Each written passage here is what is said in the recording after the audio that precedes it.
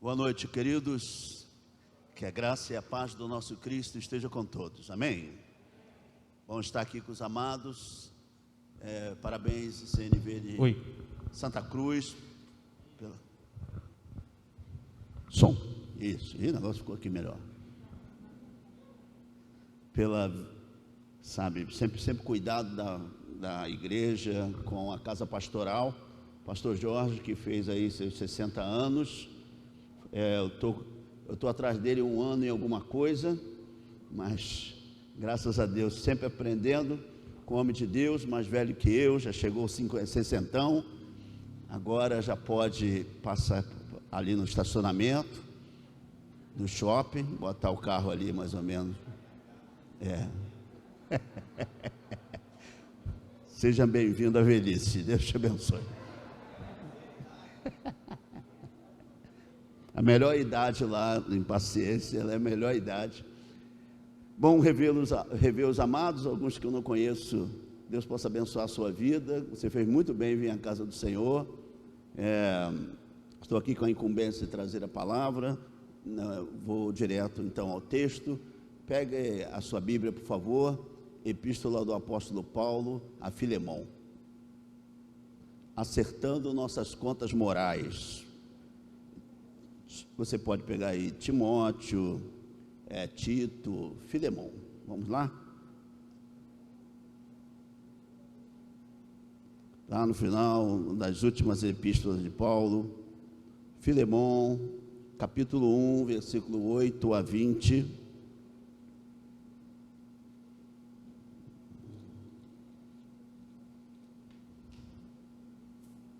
Carta de Paulo a Filemão,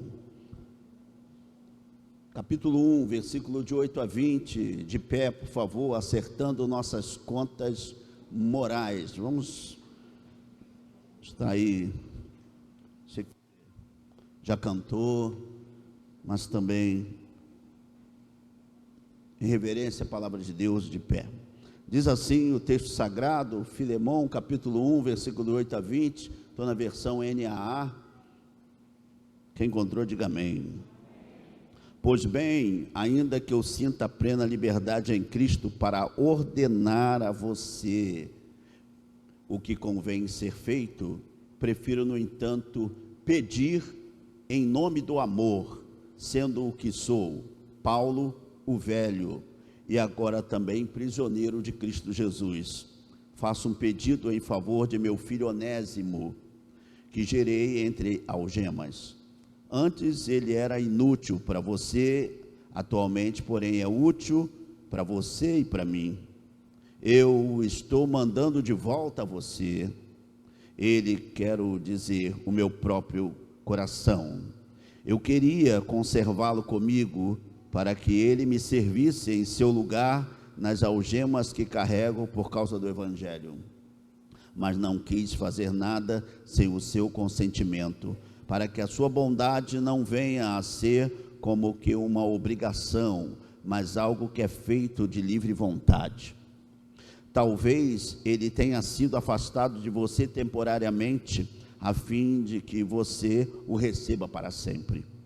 Não como escravo, mas muito mais do que escravos, como irmão caríssimo, especialmente de mim, e com maior razão de você, quer como ser humano, quer como irmão no Senhor. Portanto, se você me considera companheiro, receba-o como receberia a mim.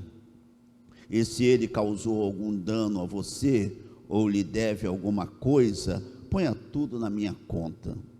Eu Paulo, de próprio punho, escrevo isto: eu pagarei. É claro que não preciso dizer que você me deve a própria vida. Sim, irmão, que eu receba de você no Senhor este benefício. Reanime o meu coração em Cristo. Obrigado, Senhor, pela leitura da tua santa palavra. Glorificamos e exaltamos o teu nome nessa noite bendita, nesse santo lugar. E aqui, ó Deus, também faço menção do teu filho, pastor Jorge, que completa mais uma primavera, juntamente com todos que foram anunciados aqui. Eu peço uma dádiva especial para o teu servo, que o céu seja generoso com ele essa noite, derramando teu favor e misericórdia, que é a causa de nós não sermos consumidos. A tua misericórdia se renova a cada manhã, e o teu filho tem visto a sua misericórdia sobre a vida dele e a tua graça infinita. Vem sobre ele, sobre a sua família, sobre todos os amados irmãos da ICNV de Santa Cruz, que a tua bendita graça também esteja sobre cada um que aqui está, pisou neste lugar, é para ser abençoado. Pelo poder do nome de Jesus, outorga a tua bênção e favor a todos os ouvintes da tua palavra, sejam aqui, seja na live, é o que eu te peço e te oro, em nome de Jesus, e todos digam amém, amém, amém. Poder sentar, queridos, obrigado.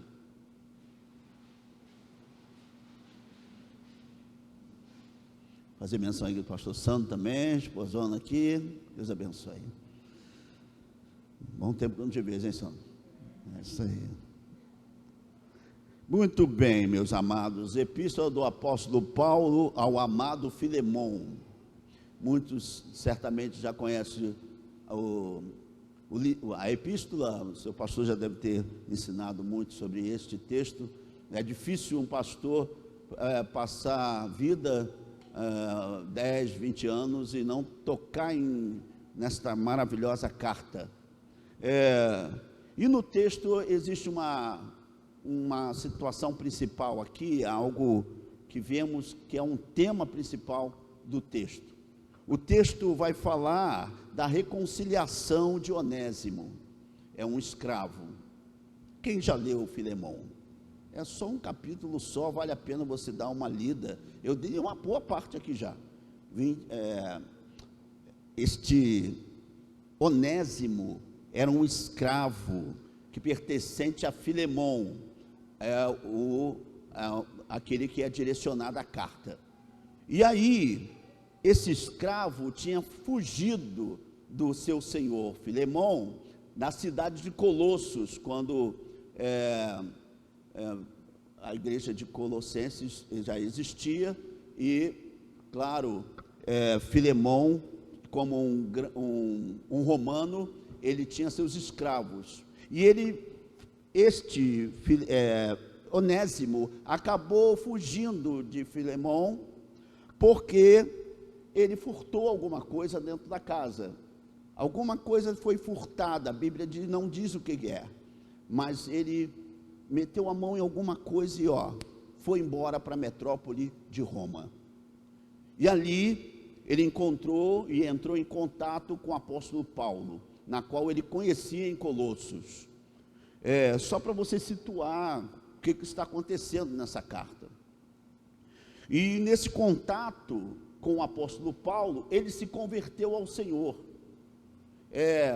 Onésimo, o escravo, se converte ao Senhor no contato com o apóstolo Paulo, que certamente pregou para ele, e este ficou sob a influência, claro, e o ministério do apóstolo Paulo, ali em Roma.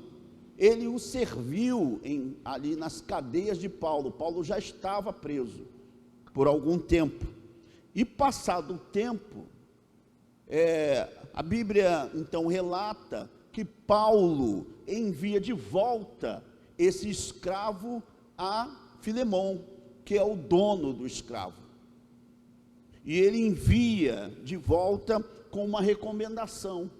Ele não enviou de volta sem esta recomendação, achou por melhor fazer uma recomendação, visto que Filemon certamente estava por aqui com Onésimo. Ele realmente não gostou de ter perdido o seu escravo, e principalmente por um meio errado, furto. E ele certamente iria discipliná-lo, e Onésimo foge para Roma, mas ali ele se encontra com a pessoa do Senhor, por intermédio da vida do apóstolo Paulo. Quem entendeu, diga amém. Então, a pergunta que se faz nesse texto é se nós voltaríamos para o lugar onde foi a nossa queda.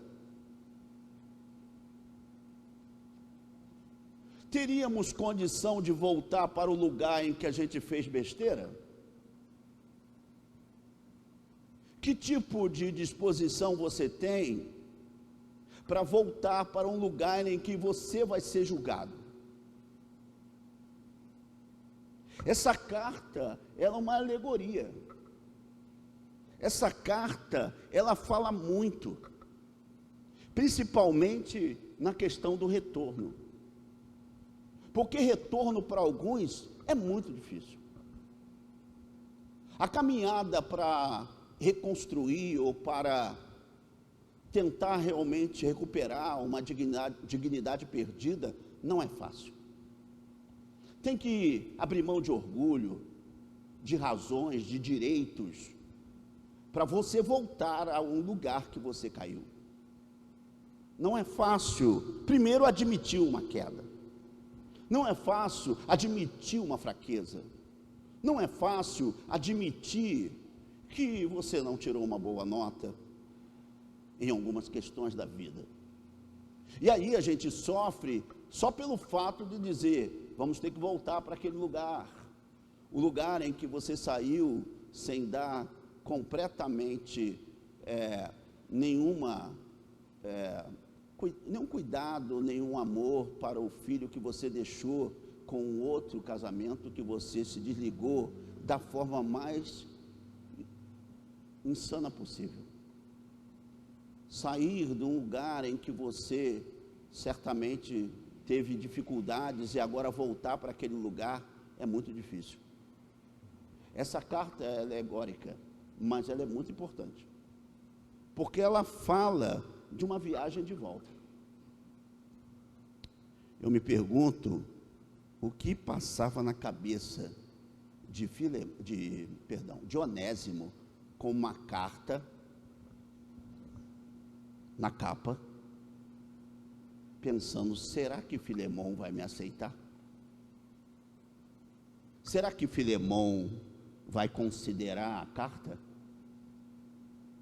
Será que Filemão não vai me dar tudo o que é necessário ou que era lei ser dado a um fujão, àquele que roubou?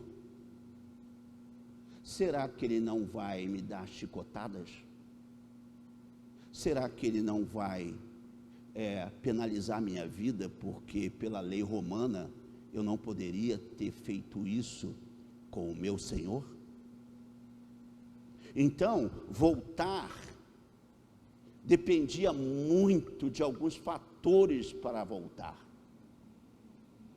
A primeira coisa é a conversão.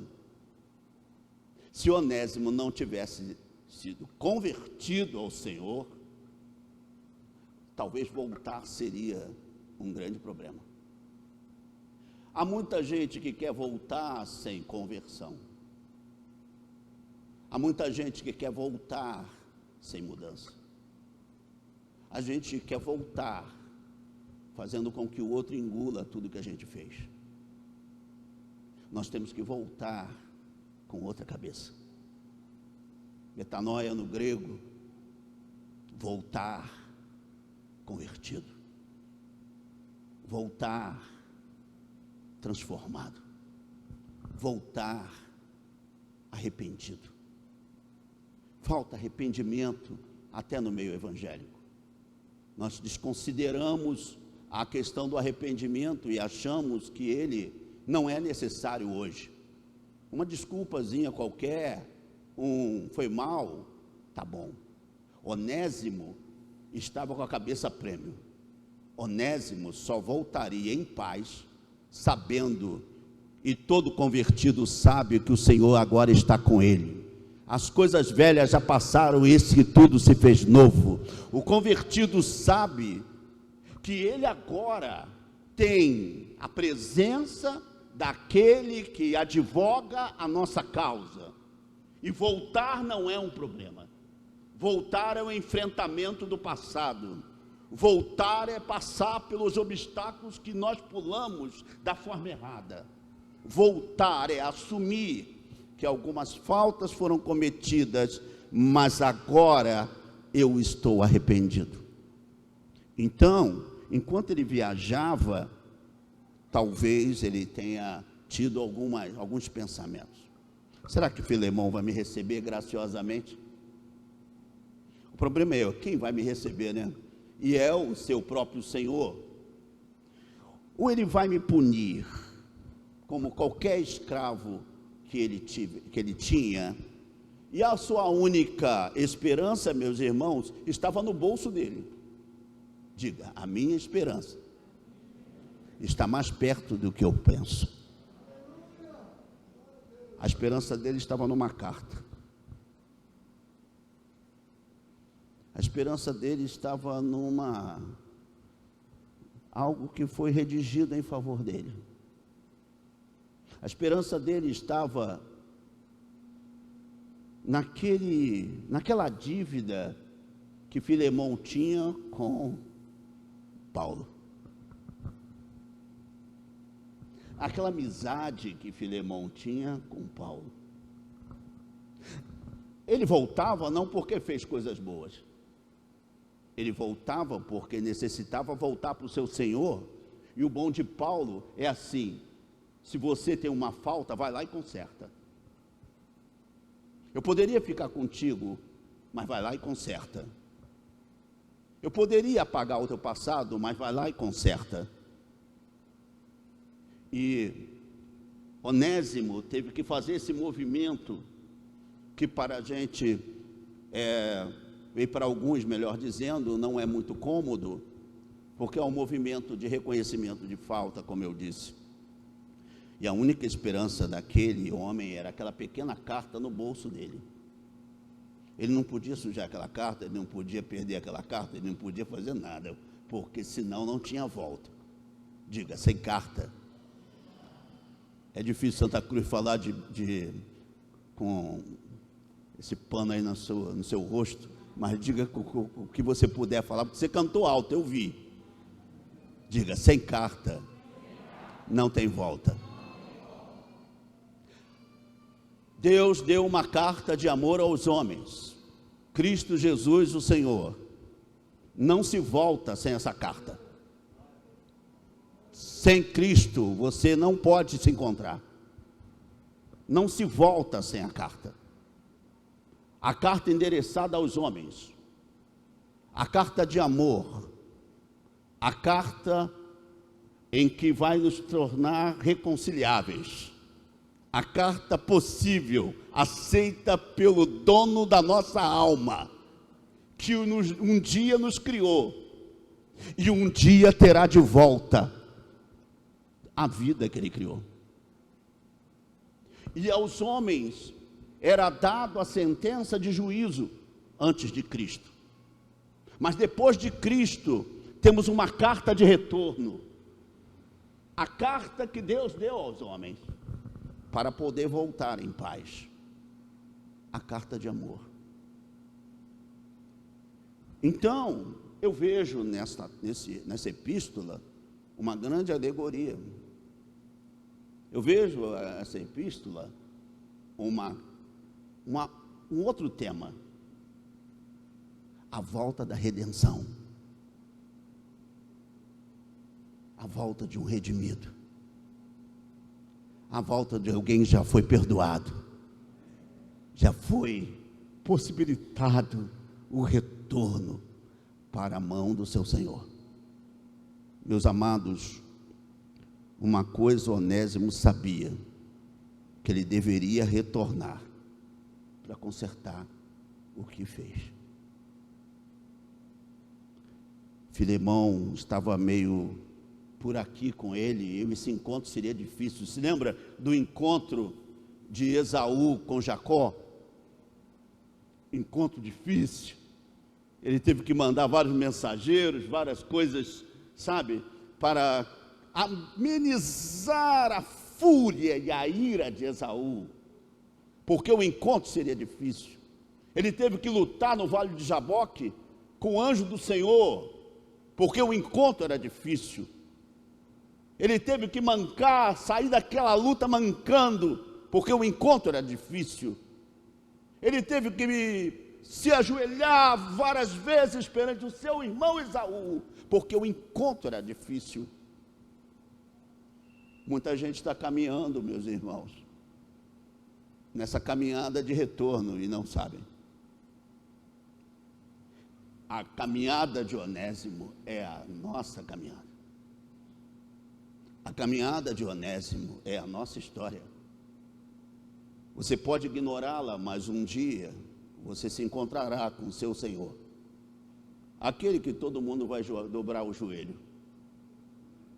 aquele que todo mundo vai dizer: Santo, Santo, Santo é o Senhor dos exércitos, toda a terra está cheia da sua glória. Aquele em que teremos a oportunidade de ver como Ele é.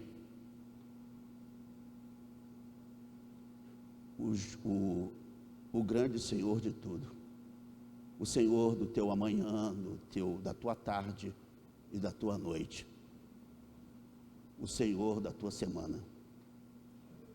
O Senhor que te deu liberdade para viver fora do pecado, da malignidade, do jugo de Satanás, da maldição da lei. Ele tirou isso de você. Agora somos livres. Somos livres. Tínhamos tudo para não roubar, tínhamos tudo para não furtar, tínhamos tudo para não fazer e fizemos. Sabe o que é um livre fazer tudo o que não podia fazer? Somos nós. É só dar uma olhada na sua semana, quando às vezes nós fomos egoístas, negligentes, maldizentes, omissos. Cometemos qualquer falta, já estamos na dívida. Mas Onésimo estava voltando. É bom voltar, mas como sabemos que existe suporte para voltar. Paulo escreve uma carta e diz: recebe-o em nome do amor. Vamos dizer junto: recebe-o em nome do amor. Ele mesmo, antes de falar isso, ele fala: eu poderia dizer para você, recebe, porque eu estou mandando, mas eu não vou fazer isso com você. Está aí no versículo 8 e 9. Eu estou pedindo que você receba no amor. Recebe Onésimo no amor. Não recebe Onésimo porque eu estou mandando. Recebe Onésimo pelo amor. A gente só volta para casa do Pai porque alguém nos amou primeiro. Nós não voltamos pelo ódio, pela culpa, pela vergonha. Voltamos pelo amor. O Pai nos receberá de volta porque Cristo tem o bom motivo para nos endereçar para Ele. O Pai nos receberá de volta porque o Cristo, desde que desceu, teve um sentimento por nós que nunca houve. Nem tua mãe te amou tanto, nem teu pai te amou tanto, nem teu amigo te amou tanto quanto Cristo te amou. É pelo sentimento do amor que a gente volta, por receber esse amor que a gente volta, e não porque nós o amamos, porque ninguém aqui amou a Deus primeiro. Ele nos amou, como diz 1 João, Ele nos amou primeiro. Nós estamos voltando por causa do amor dEle, nós não estamos voltando por causa do nosso amor. O nosso amor, lembra do teu amor? As coisas que você disse que ia fazer e não fez? Hein? Quando eu namorava a Márcia, eu falava: amor, você vai dormir com cafuné. Eu vou ficar a noite toda te olhando. Não faça promessa, meus irmãos. Na primeira noite eu fui dormir, irmãos. Depois de dar uns beijinhos, eu fui dormir. Eu não sei nem o que aconteceu depois. Se ela estava com coceira na cabeça, se ela estava querendo massagem. Eu fui dormir. Eu não cumpri a promessa. E hoje ela me cobra. Cadê meu cafuné? Ore por mim. Quem que comigo também já fez promessa e acha que não cumpriu? Levanta essa mão, pecador. Não é só eu que vou passar essa vergonha. Você acha que você está voltando porque você cumpre as promessas? Você acha que está voltando por causa do teu amor com Ele? Você está voltando por causa do amor de Cristo por nós, que nos redimiu, que nos mandou uma carta de retorno, que há a possibilidade de reconciliação com o Pai. É isso que estamos voltando. Nós vamos voltar para o Pai. Tem gente que na Covid já foi, você sabe muito bem, já se encontrou com o Pai. Todos nós estamos caminhando para o caminho do retorno. Nós que pensamos que estamos caminhando para os nossos projetos, para as nossas expectativas, para os nossos sonhos. Nós estamos caminhando para o sonho de Deus. Nós estamos caminhando para aquele que já tem o dia de amanhã na sua mão. Nós estamos caminhando para aquele que faz planos antes dos nossos planos. Porque o homem pode fazer plano, mas a palavra final é do Senhor. Os meus planos estão inseridos nele e ele em mim. Se vivemos, vivemos para o Senhor. Se morremos, para o Senhor morremos. Tudo é para o Senhor. Então, onde você vai voltar? Você está voltando para a casa do Pai. Cada dia. 60 anos, 70, 80. Pastor, ainda bem que só os idosos que estão voltando. Não, as crianças do berçário estão voltando. Os adolescentes estão voltando. Tem adolescentes até que está tentando fazer a coisa voltar, o encontro ser mais rápido, né? Fica se cortando, fica se maculando, se esfacelando, estragando a sua própria vida. Estão querendo se encontrar mais rápido. Olha, porque você está correndo, você está correndo a caminhada do retorno. E eu acho melhor você desacelerar. Porque se você quer morrer, essa semana não é bom morrer antes de se reconciliar. Antes de se reconciliar com a tua fé, com a santificação, com a vida com Deus. Porque sem a santificação ninguém verá a Deus. E daqui a pouco eu falo sobre isso. Então, a carta de Onésimo é uma carta que nós precisamos considerar. Paulo, tendo a autoridade de mandar, prefere persuadir em amor a Filemão para aceitar Onésimo. Ele persuadiu no amor. Aceita ele. Se ele te fez alguma coisa, roubou alguma coisa, eu pago. Eu poderia você aceitar por eu mandar, mas eu pago para você aceitar ele no amor. Quem pagou a nossa dívida? Foi você? Foi eu? Foi o seu pastor? Diga, Cristo. Satanás precisa ouvir. Quem pagou a nossa dívida? É por ele que nós estamos voltando.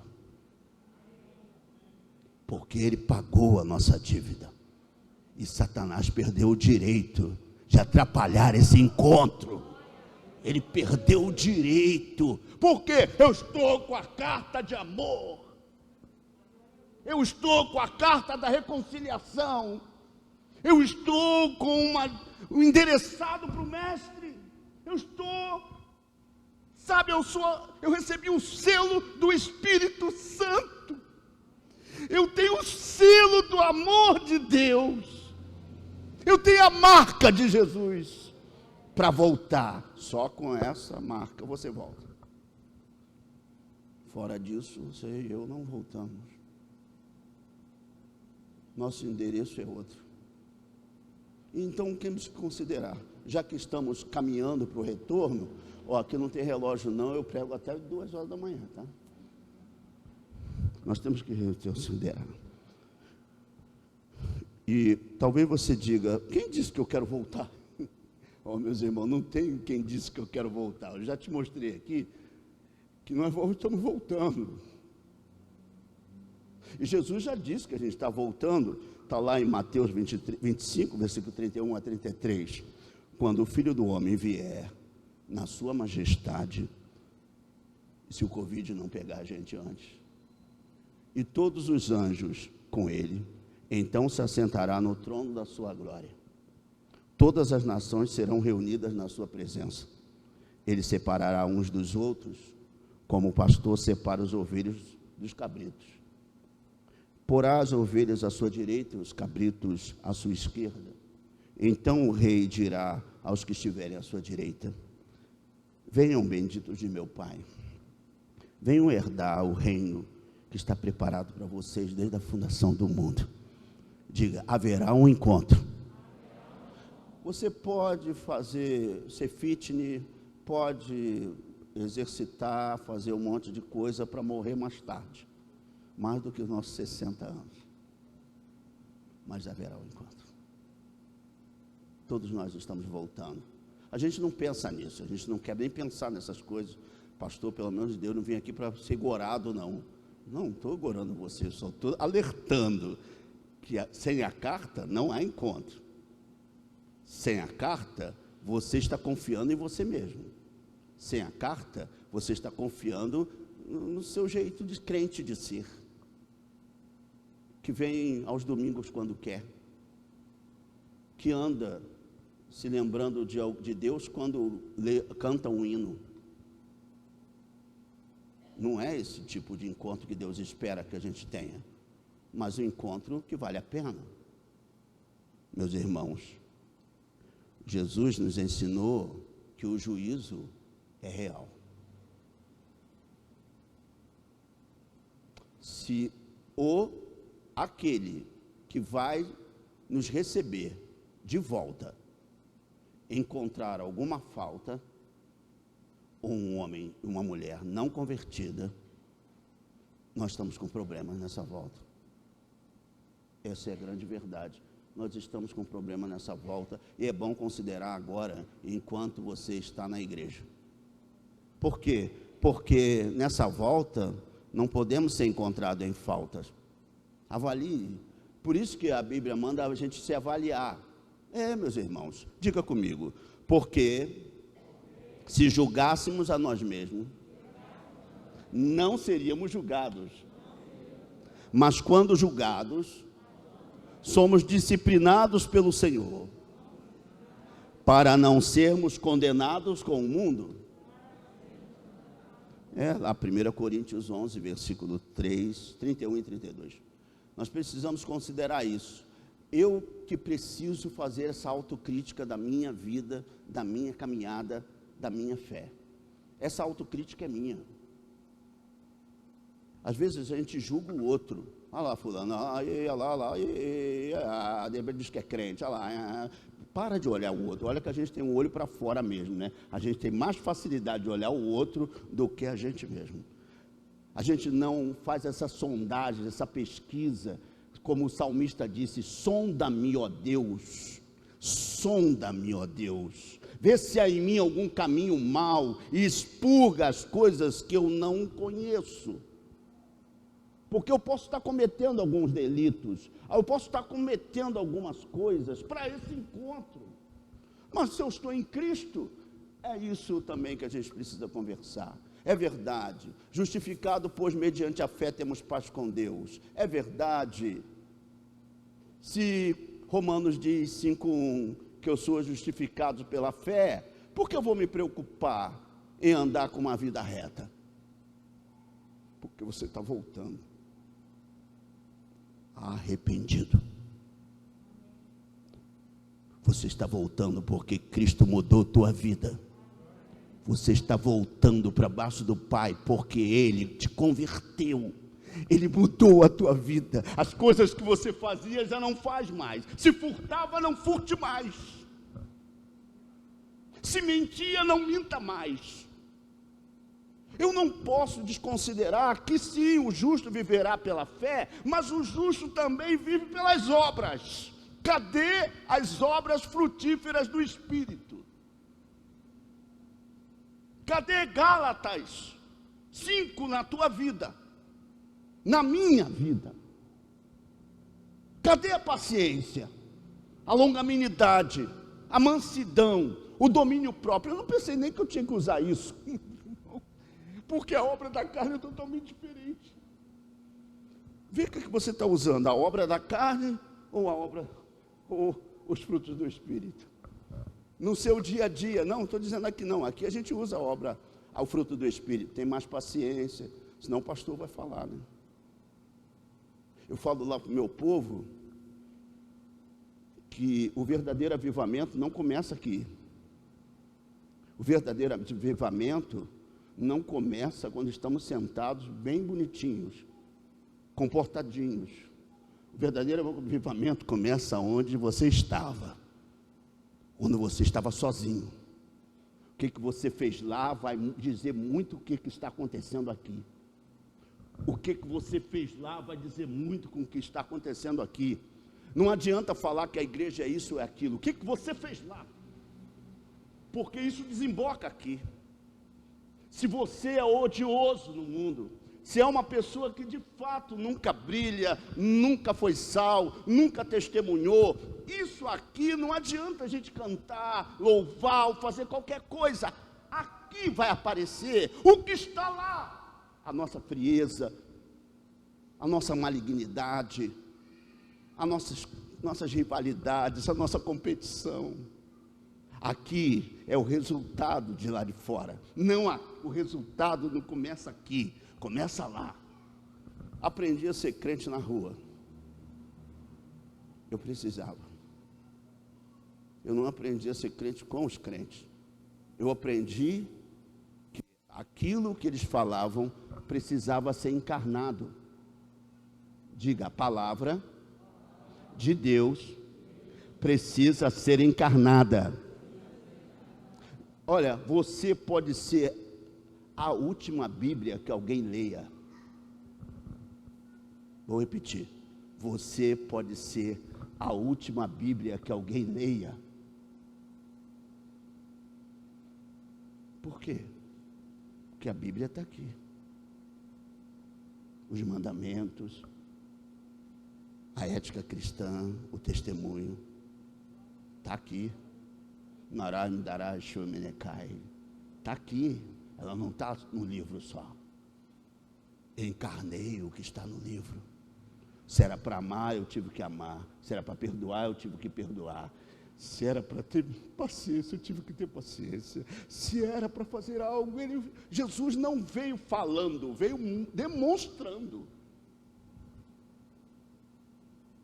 E os discípulos aprenderam de Jesus. Antes de entrar na Porta Formosa e entrar no templo, Pedro e João tiveram um encontro com alguém que esmolava, você sabe. E quando ele pediu esmola, Pedro e João disse: eu não tenho prata nem ouro. Eu estou indo para a igreja, não vou buscar ele lá não, mas o que eu tenho, eu já tenho. Diga, eu já tenho Cristo. Diga, eu já tenho o Espírito Santo. Diga, eu sou morada de Deus. Aonde eu vou encontrar Deus, pelo amor de Deus? Nos crentes,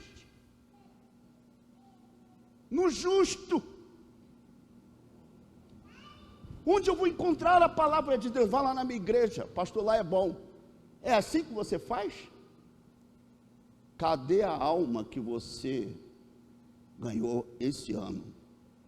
A pandemia foi o grande momento para evangelizar. Os campos estavam brancos para a ceifa, todo mundo desesperado procurando igreja, pelo menos lá.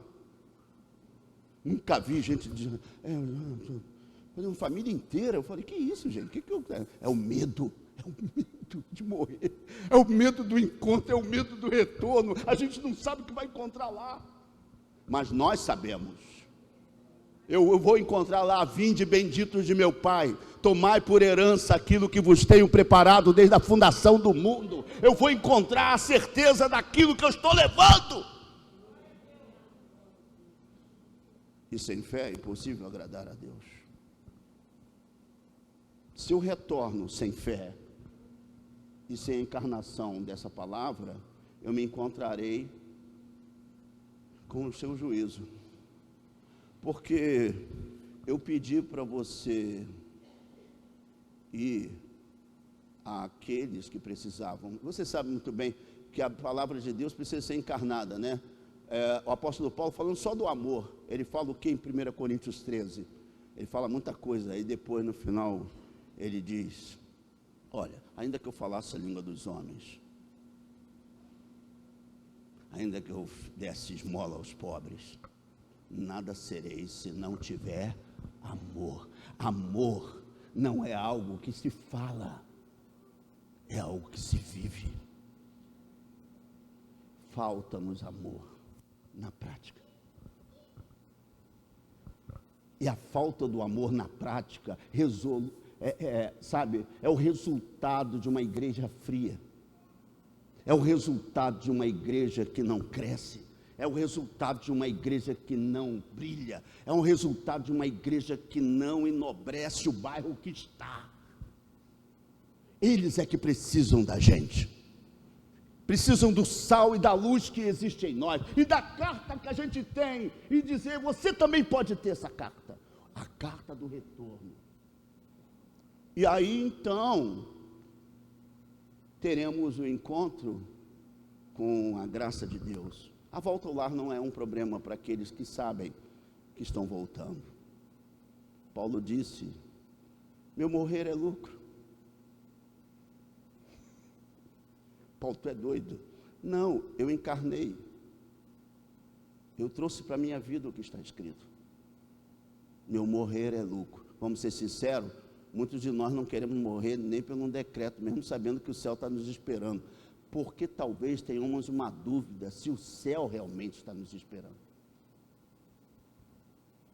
Porque a carta parece que não existe. E a gente tem que começar a considerar que essa carta é importante para a nossa vida. Não abra mão de Cristo, é a única carta de retorno. Começa a ver satanismo só para você ver, começa a ver ficar na heresia, começa a pensar que o copo d'água vai salvar você, que a campanha vai te salvar, que qualquer tipo de crendice vai te salvar. A única carta que Deus aceita é a carta de Deus, é Cristo. Cristo, única carta de volta. Você pode fazer o que for de campanha, você pode subir um monte quantas vezes você quiser. Você não é mais filho do que a gente. Não que eu esteja desmerecendo quem está subindo o monte, mas é importante que a gente considere que subir monte não paga nada, nem Deus me ama mais, porque Ele me ama em Cristo. Ele me salva em Cristo. Ele tem um lar preparado em Cristo, mas não nos meus méritos. Meus irmãos, eu estava no sacolão, um irmão estava passando nas lutas lá, no sacolão, o dono do sacolão parou perto de mim e falou: pastor Evandro, estava numa luta, ele estava realmente passando um problema sério, e pastor, fui para os montes, fui orar. Que bom, você está orando, isso mesmo, continua orando, nós vamos orar por você também, e tal. Aí ele falou: olha, meu pastor, eu encontrei meu pastor lá em cima. Ele está lá há quanto tempo? Ele foi lá com você também? Não, ele está morando lá já. Irmão, você pode morar no monte, isso não te salva. De novo, não estou desconsiderando quem ora, seja em casa, no quarto secreto, seja na igreja, ou seja no monte. Eu só estou dizendo para você que Deus não tem filho predileto. Filho é filho. É só você dar uma olhada para a tua ninhada. É filho, irmão. Filho é filho. Quem tem mais de 2 filhos aí, diga amém. É filho. Diz para ele que você prefere um. Eles pegam. Filho é filho, irmão. Filho é filho. Irmão, filho é filho. É feio para chuchu, mas é seu filho. Todo mundo sabe que o filho é feio, mas você disse que é bonito e acabou. É filho, é filho, é filho. Todo mundo sabe que o filho... Gente, olha, pelo amor de Deus, ei, Jesus amado. Mas é teu filho, duvido você falar mal do filho. Apesar que eu conheço gente que fala mesmo. Não vou falar quem é, da nossa família. Meu filho era muito feio. Que isso, fulano? Era muito feio mesmo. Ele nasceu já com o olho assim. Eu me assustei com meu filho. Isso aqui não é meu filho. A minha mãe disse para mim, eu vou falar de mim, né? A minha mãe falou para minha irmã, você era muito feia. E realmente a minha irmã era muito feia. Não ri não, dá uma olhada aí do teu lado. Você pensa que esse cara nasceu bonito. O feio rindo do feio. Mas agora, o filho dessa que falou, lindão, rapaz lindão. O olho melhorou. O olho melhorou, as coisas melhoraram. A gente vai crescendo, vai melhorando, né, Jorge? Vai chegando mais idade assim, vai melhorando. Esses dias me botaram umas fotos lá perto lá da igreja. Pastor Evandro, quando botou, meu Deus, quase eu pedi, tira essa foto aqui, pelo amor de Deus. O passado era cruel, né, irmão? O passado é ruim com a gente. Pelo amor de Deus, uma coisa magra, esquisita. Aí ficou gordo, ficou ainda, sei lá. O que eu estou tentando te dizer é que não há méritos em nós. Ou você acha que há? Então, justificado, pois mediante a fé, isso significa um ato jurídico da parte de Deus, que Ele declara os homens justos, mesmo sendo injustos, por causa de Cristo. Não é nosso mérito. Isso nos mantém em Cristo. Veja bem, isso nos mantém em Cristo. Se Ele justifica pela fé em Cristo, eu não posso abrir mão dessa fé. Porque é a única segurança que eu tenho. Então não se aventure por aí, meu irmão, você que está me ouvindo, minha irmã, não se aventure por aí. Creia em Cristo e será salvo tu e tua casa. Creia em Cristo, ainda que você esteja morto, viverá. Creia em Cristo, Senhor de tudo e de todos. Não saia daqui sem a carta, senão não tem justificação no final. E o melhor, todo mundo que é justificado pela fé tem atos de justiça. Não se espera de alguém. Se Onésimo volta, me recebe de volta. Olha, Paulo aqui me endereçou para ti, muito bem, convive comigo aí. Me roubou de novo? Me roubou de novo? O cara que me roubou de novo?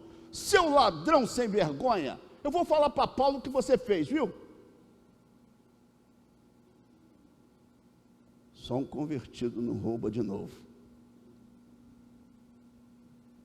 Então não é só fé, é atos, é ações. Tem que acompanhar, meus irmãos.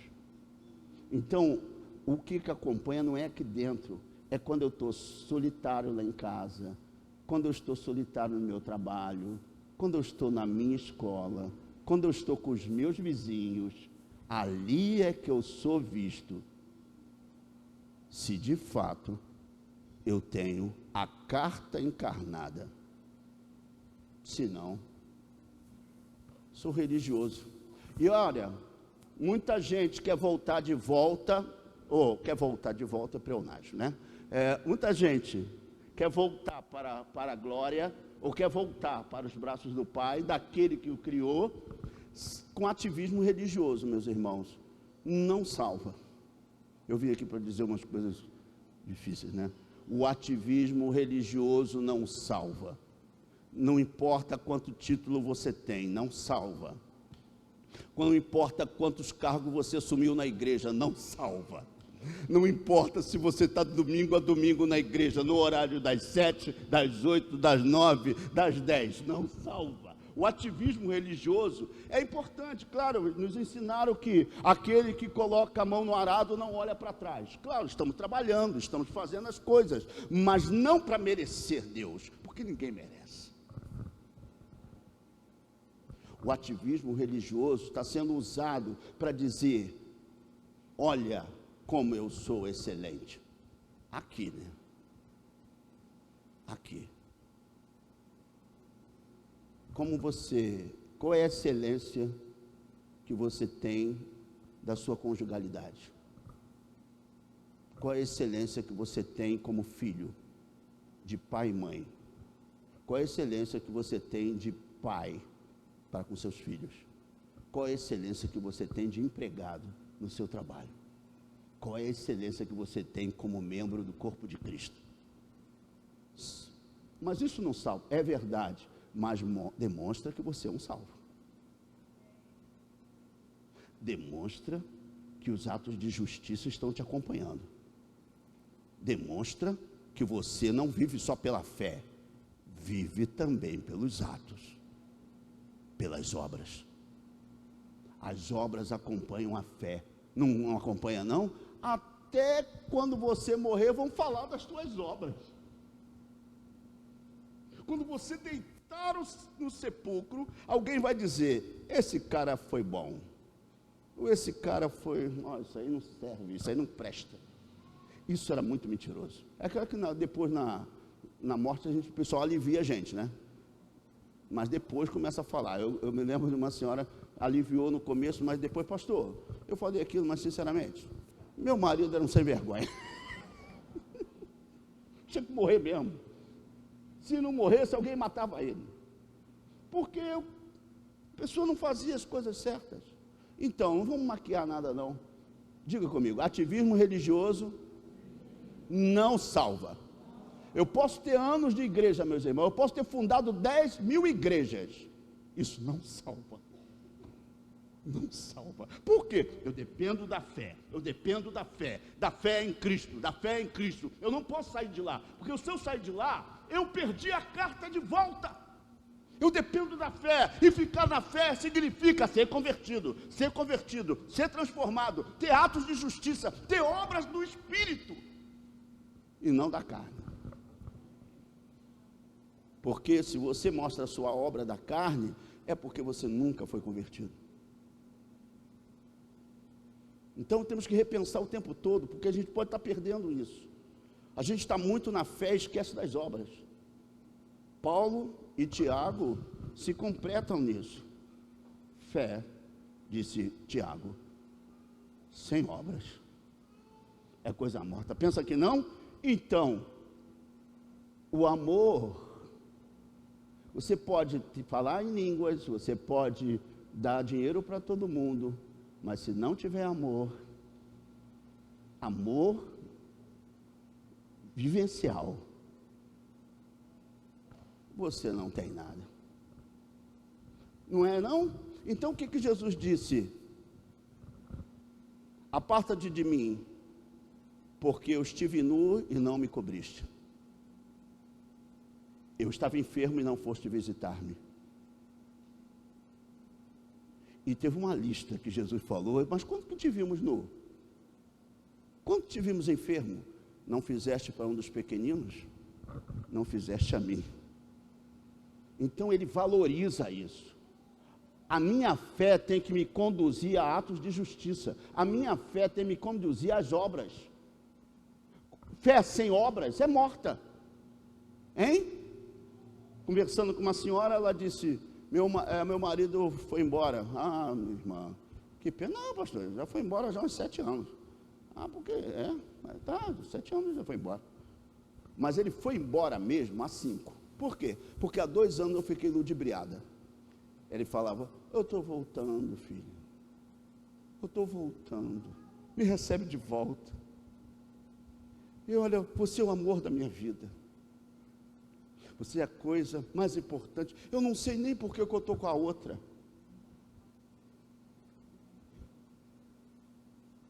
Eu sinto tão bem aqui. Aí no outro dia, depois de ter tudo, partiu para outra. Aí ela foi notando que, assim, eu tenho marido, eu sou a principal ou sou a outra? A gente fica confundido, sabe? Deus não se confunde, irmãos. Deus não se confunde, Ele sabe com quem casou. Eu não ouvi um amém. Diga, eu sou noiva de Cristo. Aí os homens vão falar, não sou noiva não, pastor, somos noiva.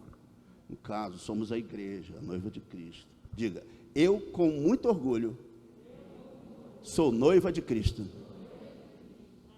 Está casado com ele ou não? Se não, carta do amor. Se não, não tem encontro.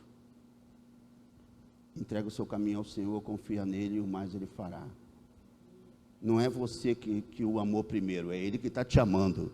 É Ele que me mandou aqui para dizer, sem essa carta você não sobe, sem essa carta você não se encontra, sem essa carta você não volta. Segundo, você, o marido, você disse que está aqui, mas está com a outra. Já está até com filho com ela. Você me ama, não? Você não me ama. Você está com filho com outra. É isso que você está me dizendo? Mas eu te amo. Então volta. Não vou voltar. Não é assim. Eu não posso. Dizer uma coisa que não pratica é mentira. A gente está querendo fazer isso com Deus. Eu te amo, Jesus. Eu te amo. Eu te adoro. Então pratica as minhas palavras. Mas eu não sei, como é que se pratica? O jovem rico, como é que se pratica? Vou te dizer como é que pratica. Vende tudo que você tem, dá aos pobres e siga-me. Isso é praticar. Praticar é eu mandar e você fazer. Praticar, eu sou Senhor e você é servo. Praticar, eu sou autoridade na sua vida e você se rende. Praticar, quem tem autoridade na tua vida não é você, sou eu. Desde o dia em que eu te encontrei, você perdeu o seu eu, porque ele morreu na cruz comigo. Quem quiser vir após mim, pegue a sua cruz e siga-me. Para onde? Beto Carreiro? Vamos para a cruz com o Beto Carreiro. Como é que é aquela canção do Beto Carreiro? É enjoativo, irmão. Quem foi lá? São uns 3 aqui, é enjoativo. Passo o dia todo cantando aquilo. Beto Carreiro, Beto Carreiro. Eu falei, meu Deus, não dá para parar isso aqui não. Beto, eu não aguentei. É muito Beto Carreiro, só para ficar impregnado na tua mente. Volta, volta, volta. Não saí da mensagem não, eu estou muito bem sabendo o que eu estou fazendo. Eu só estou dizendo para você que a cruz não é para o Beto Carreiro, não é para o Tivoli Park, não é para o Circo Soleil. A cruz é para o Gólgota. Alguém vai ter que morrer. Mas ele morreu, crucificado com ele, disse Paulo. Eu fui crucificado com ele. Eu matei a minha agenda para a agenda dele. Eu matei a minha vontade para a vontade dele. Eu já não vivo. Ele vive. Se ele não vive, você é um crente com uma perna só. Ou então é um crente de parto interrompido. Nasceu, sabe, nasceu, todo mundo nasceu, é menino ou menina? Antigamente não sabia, né? Agora sabe tudo. Nasceu, não, só coroou. Então não nasceu. Tem muito crente coroando. Aí você olha assim, e nasceu. Só que o ativismo religioso bota ele para trabalhar. Bota ele para fazer um monte de coisa. Ele tem que se encher de exemplo, senão ele não pode. Cadê o cargo, pastor? Cadê o cargo? Cadê o cargo, pastor? Cadê o cargo? O crente não pode ser testado, não passa um dia, um mês, um ano. Ativismo religioso fez de muitos crentes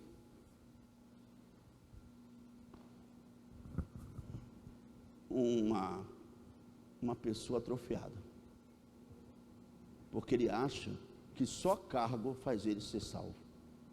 E outras pessoas acabam ficando desiludidas no meio do caminho, meus irmãos, desiludidas, porque, poxa, um fulano é tocado no espírito, o outro é também tocado, e eu não sou.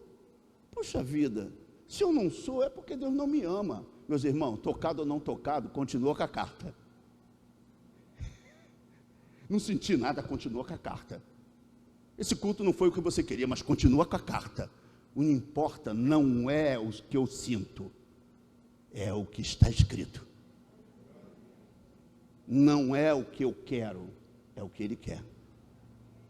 O que Ele espera de mim e de você é a consciência de ser salvo. E isso só Ele pode fazer. Só Ele pode me dar uma salvação, ou na verdade uma fé salvífica. Só Ele pode me dar a certeza que sou salvo. Só Ele pode fazer isso. Ninguém tira isso mais de você, se Ele te der certeza que você é um salvo. Aí você pode ter cargo ou não ter, eu sou um salvo. Eu posso ganhar bênção ou não ganhar, eu sou um salvo. Eu posso ser aplaudido ou não ser aplaudido, eu sou um salvo. Alguém pode dar um tapinha nas minhas costas, valeu ou não, mas eu sou um salvo. Quem é salvo, está salvo. Ele não precisa de cargo. O ativismo religioso e o descuido, o desânimo com a falta de progresso espiritual tem tirado muita gente da igreja. Mas não se preocupa com sua fraqueza espiritual. Todo mundo tem dúvidas, hein? Todo mundo tem dúvidas, todo mundo. Até o pai de João Batista. Quem conhece o pai de João Batista? Zacarias. O anjo do Senhor apareceu no turno de Zacarias. No turno, quem já leu? Lucas 1. No turno de Zacarias, no turno, o anjo do Senhor, ele se encontrou lá dentro do templo com o anjo do Senhor. Olha, quanto penteca queria se encontrar com o anjo. Penteca, daqueles pentecostes mesmo. O anjo, querendo falar, eu vi um anjo. Ele ficou assim. Aí o anjo começou, olha, daqui a um tempo você vai ter um filho. Ele duvidou, irmão. A gente pode ter a experiência e não ter a essência. A gente pode ter a experiência e não ter a essência. Problemas de incredulidade pode dar em qualquer um, até num sacerdote. Desde que Cristo nasceu até Tomé, os discípulos, até ele ascender, teve dúvidas. Seus irmãos tiveram dúvidas. Quem ele era? Cristo realmente provoca essas dificuldades na gente. Quem Cristo é? Só guarda uma coisa: Ele é o seu Salvador, é o meu Salvador, é o Salvador de Santa Cruz, Ele é o Salvador dos homens. Ele está aqui para nos endereçar para o Pai. O propósito dele é nos levar de volta para o Pai. E Ele que está se esforçando, tentando nos atrair, nos levando para a cruz, para a morte de nós mesmos. Morra, porque sem a santificação ninguém verá a Deus. Se santificação não fosse importante, ela seria negada, mas é um processo necessário. Eu preciso dizer: Senhor, tem um negocinho em mim que não está bom, Senhor, eu quero me livrar disso, eu quero me livrar disso. E quando eu faço esse tipo de esforço, eu ganho o reino, não por merecimento, mas eu estou dizendo: eu quero morrer, mas eu também quero viver. É uma luta muito grande, irmãos, para a gente abrir mão dos nossos impulsos, dos nossos desejos, das nossas vontades. Você pode voltar para casa e olha, ir para tantas igrejas que existem por aqui, entrar e sair, entrar e sair, entrar e sair, não sentir nada, porque Deus não está preocupado com o que você sente, Deus está preocupado com o que você é. Eu não olho a aparência, disse ele, eu olho para o coração. Todo mundo que entrou aqui já foi sondado pelo Espírito Santo. Você não entrou numa boate, você entrou na igreja. Você não entrou numa casa de show, você entrou na igreja. Antes de você pisar aqui, Ele é que te chamou. Ele é que te atraiu, Ele que fez você sentar aqui, e Ele que fez você ouvir essa palavra. Você está voltando para casa. Eu também estou voltando para casa. Não estou orando ninguém vai morrer de Covid, pelo amor de Deus. Não morra de Covid.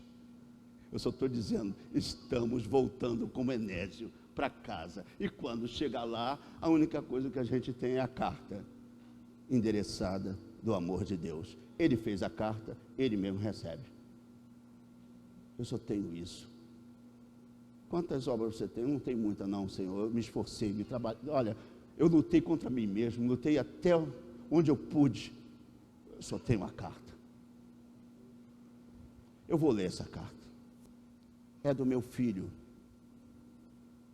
Ele está dizendo, recebe ele. Ele está intercedendo por você desde o dia que te salvou. O advogado da tua alma está te pedindo de volta. E Satanás está com sede da tua alma. Ele sempre teve. Ele sempre quis que você parasse. Mas até aqui nos ajudou o Senhor. Que Ele faça você prosseguir e chegar ao alvo da soberana vocação que está em Cristo. Mas se eu olhar para trás, não olhe para trás, esquecendo-me das coisas que para trás fico, avanço. Mas se Ele quer que eu me conserte, conserta, porque você vai agradar o seu Senhor. Cada dia que você se consertar, mais graça vai descer. Cada dia que você consertar, mais o Espírito vai descer. Cada dia que você consertar, mais você vai se sentir forte. Lá na igreja estava todo mundo rindo. Mas aqui só tem Fluminense, Vascaíno. Que o Espírito Santo nos ajude a voltar. Porque é Ele que está nos mantendo de pé.